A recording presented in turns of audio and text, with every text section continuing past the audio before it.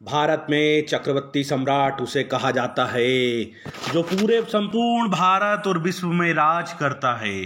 भारत के प्रथम चक्रवर्ती सम्राट विक्रमादित्य हुए थे, जिनका जन्म उज्जैन के पास में हुआ था। इन्होंने अपनी सत्ता को अरब, मिस्र, रोम तक ले गए थे। ऐतिहासिक ग्रंथों में इसका वर्णन होता है। सबसे पहले इन्होंने शक राजाओं को मालवा से भगाया। उसके बाद बढ़ते बढ़ते ये मिस्र की बॉर्डर तक पहुंच गए। इनका अरब तक इनका साम्राज्य फैला हुआ था। तुर्की के इस्तांबुल शहर की प्रसिद्ध लाइब्रेरी मकतब-ए-सुल्तानिया में एक ऐतिहासिक ग्रंथ है, शायर-उल-अक्ल। इसमें भी राजा विक्रमादित्य का वर्णन है कि उन्होंने कितने न्यायपूर्ण तरीके से भारत में अपने साम्राज्य को चलाया था।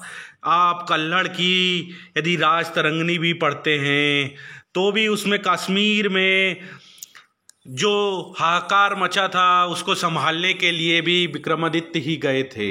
एक किंवदंती है कि इन्होंने रोम के राजा को भी पकड़ के भारत में ला लिया था, लेकिन क्यों हमारे इतिहास ने इनको छुपाया, आज तक समझ में नहीं आया कि किस तरह से भारत का इतिहास लिखा गया था।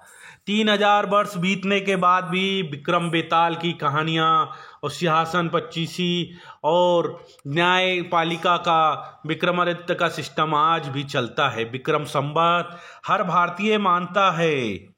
जिस नवरत्न के बारे में अकबर के दरबार को बताया जाता है वो सबसे पहले नवरत्न विक्रमादित्य के दरबार में ये थे, जिसमें धन्वंतरी, छपनक, अमर सिंह, शंकु, खटकपारा, कालिदास, बेताल भट्ट और बारामीर थे।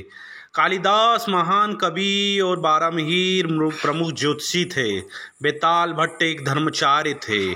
कहा जाता है कि यदि विक्रमादित्य नहीं होते तो उस समय से ही अखंड भारत की कल्पना भी नहीं की जा सकती थी।